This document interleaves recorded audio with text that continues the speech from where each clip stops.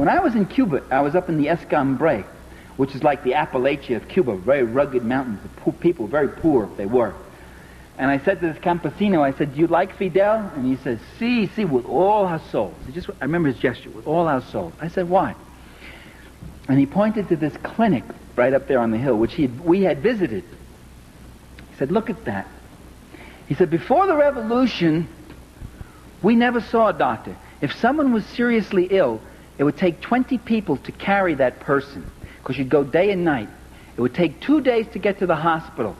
First, because it was far away, and second, because you couldn't go straight. You couldn't cross the latifundio lands. The boss would kill you. So you had to go like this. And often when we got to the hospital, the person might be dead by the time we got there. Now we have this clinic up here with a full-time doctor. And today, a doctor in Cuba, when you become a doctor, you've got to spend 2 years out in the country. That's your dedication to the people. And a dentist who comes 1 day a week.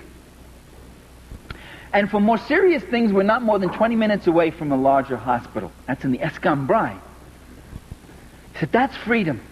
We're freer today. We have more life."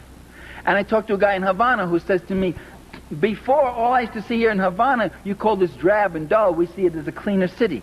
It's true, you got the paint is peeling off the walls, but you don't see kids begging in the streets anymore, and you don't see prostitutes. All we used to have was prostitutes. Prostitution used to be one of the biggest industries. And today, this man is going to night school." He said, "I can read.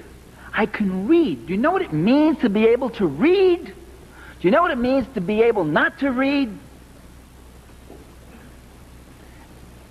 I remember when I gave my book to my father, I dedicated a book of mine, Power and the Powerless, to my father. I said, "To my father with my love." Gave him a copy of the book. He opened it up, looked at that. He'd only gone to the 7th grade. He was a son of an immigrant, a working-class Italian. And he opens the book, and he starts looking through it, and he gets misty-eyed, very misty-eyed. And I thought it's because he was so touched that his son had dedicated a book to him. That wasn't the reason. He looks up to me and says, "I can't read this, kid." I said, "That's okay, Dad. Neither can the students. I mean, that's not something. I mean, don't worry about that. I wrote it for you. I mean, it's your book, and you don't have to read it. You know, it's a very complicated book, an academic book." He says, "Yeah, I can't read this book." And the defeat that man felt. That's what illiteracy is about. That's what the joy of literacy programs is. That's why in Nicaragua you got people walking proud now for the first time. They were animals before. They weren't allowed to read. They weren't taught to read. So you compare a country to what it came from, with all its imperfections, and those who demand instant perfection. The day after the revolution, they get up and say, "Are there civil liberties for the fascists? Are they going to be allowed to have their newspapers and their radio program? Are they going to be able to keep all their farms?" The passion that some of our liberals feel the day after the revolution, the passion and concern they feel for the fascists, the civil rights and civil liberties of those fascists who were dumping and destroying and murdering people before. Now the revolution has got to be perfect. It's got to be flawless. Well, that isn't my criteria. My criteria is what happens to those people who couldn't read. What happens to those babies that couldn't eat, that died of hunger?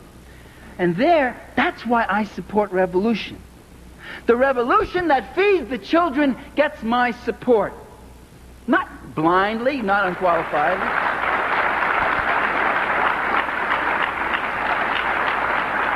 And the Reaganite government that tries to stop that kind of process, that tries to keep those people in poverty and illiteracy and hunger, that gets my undiluted animosity and opposition.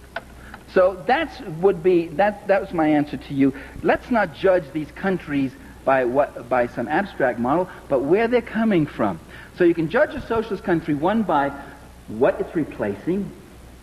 Two, you can judge it by comparing it to U.S. society.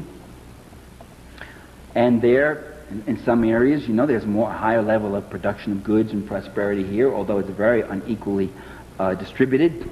The poor are the fastest growing social group in America, from 24 to 35 million. That's growth since 1980. And three, you can judge a socialist country by an abstract model of what you might ultimately want. By the way, that's not illegitimate. I shouldn't have said don't impose that. That's a reasonable thing to do in a certain way. Not to damn the country and to be holier than thou, but to say that there are aspirations, there are new forms of social relations we hope we can move to someday. There are places the Nicaraguans may go if they don't have to give half of their income to their army to fight off the Contras. There's new improvements, new cultural forms, new political forms that might develop. In fact, it's fascinating in Nicaragua that there are those new political forms. So I would judge that way. And I would say that what we would do is look at socialist countries and look at the things about them that might be indeed very admirable and learn about them. The ignorance about existing socialism is abysmal on the left, too. Learn about the People's Control Commissions in the Soviet Union, how they work. Learn about the ombudsman role of the press there. Learn about the function of trade unions. William Wimpensinghe, president of the International Association of Machinists, comes back and he says, what clout Soviet trade unions have. Well, I was astonished because I had always heard they were just rubber stamps and didn't do anything. And he said, wow, what a role they play in production, in planning, and protecting the rights of workers. If we had that kind of clout, boy, we could really get results in our system. So there are a lot of things that are worthwhile, which we should learn about, which might be helpful to us as a historical experience that might be useful to us. And also look at the things we don't like and say, no, we don't want that. That would be my approach